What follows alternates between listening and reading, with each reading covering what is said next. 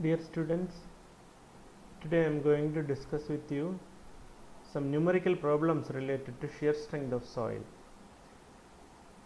I am Dr. Rajiv Kumar.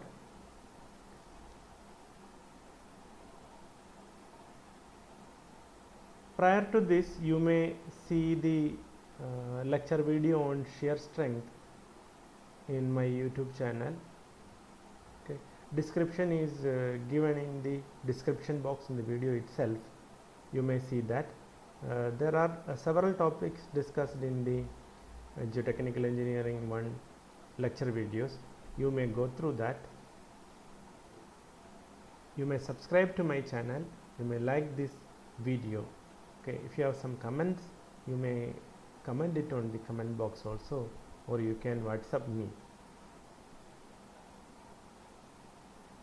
So here we have a numerical problem.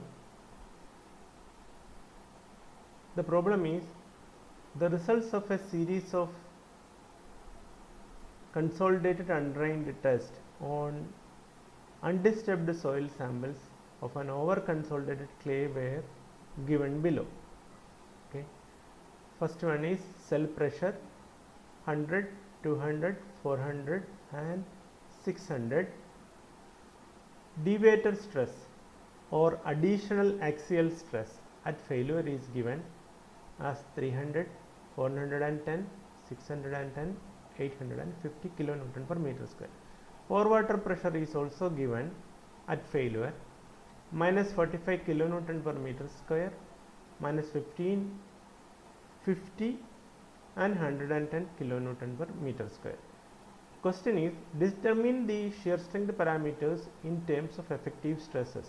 Plot the variation of AF, that is Kempton's forward pore pressure parameter AF, with the over consolidation ratio. If the pre-consolidation stress of the soil is or clay is given as 700 kilonewton per meter square. Okay, here in this problem, the test results, okay, lab test results are given, that is consolidated undrained test. There are three different tests we can perform in triaxial test, that is unconsolidated undrained test, that is capital UU, consolidated drained test or CD test, or consolidated undrained test, CU test. Okay. So in this problem it is given as consolidated undrained test. Here first of all we make a tabular form. First column test number, second one sigma 3, that is cell pressure at failure, and this deviator stress is nothing but it is additional axial stress which is applied in the triaxial test. Okay, that is nothing but sigma 1 minus sigma 3. What we get while doing the test is sigma 1 minus sigma 3. Okay, it is called a deviator stress. Okay, so from this we can calculate sigma 1 value. Okay, once you know the deviator stress and cell pressure, that is sigma 3, we can calculate sigma 1. So it is given that deviator stress at failure, for first sample it is 300, second 410, third 610 and fifth one is 850. Okay, from the second and third column we can calculate sigma 1 at failure. These are the values. Okay. Then pore water pressure is given in the question, that is denoted by UF. U means pore water pressure, F denotes for failure. Okay, pore water pressure at failure is minus 45, minus 15, 50 and 110. Okay, you can easily calculate the sigma 3 value. Okay, sigma 3 value at failure. So how do we calculate that sigma 3 value at failure? It is nothing but, okay, sigma 3 minus of U, okay, pore water pressure. sigma 3 minus of, you see here it is minus 45, so sigma 3 minus u, so 100 minus 45, so 145. So sigma 3, that is, these two are effective stresses. Okay, sigma 3 prime f, you can see here sigma 3 prime f, there is a prime value, that is sigma 3. Sigma 3 means sigma 3, I am trying to use the pen which is available here, sigma 3, okay, sigma 3 prime.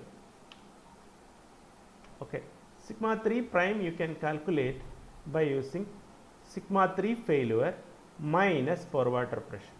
It is just like what we did with effective stress. Okay, so we are eliminating the pore water pressure term from the total stress, so then you get effective stress. Okay, so here what we do is sigma 3 prime f, f at failure, so 145, 200 minus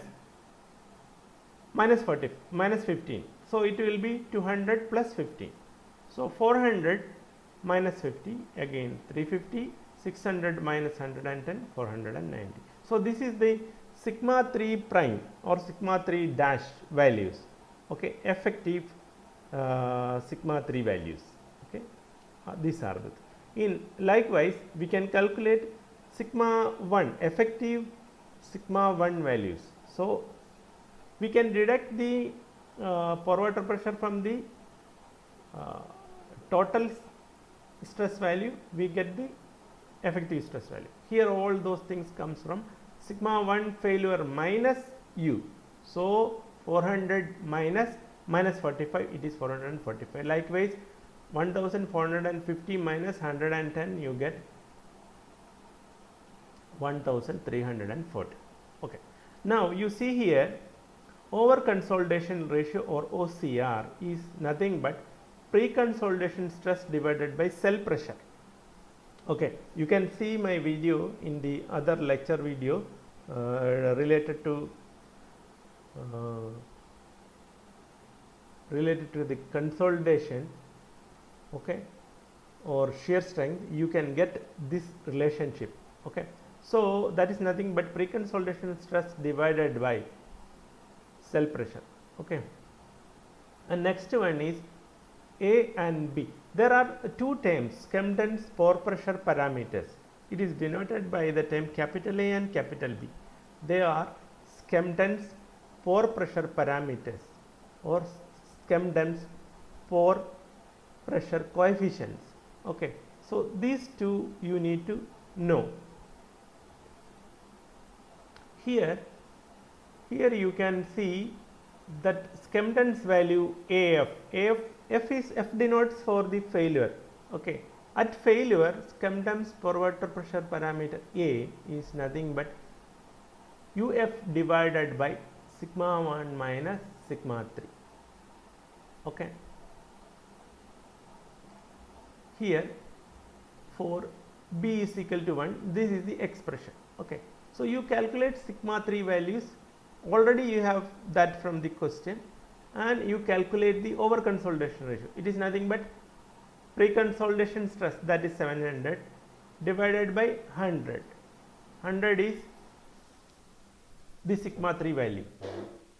100 is the sigma 3 value, and you calculate all the over consolidation ratio values. Okay, then from this expression, okay, you calculate from this expression, you calculate AF value.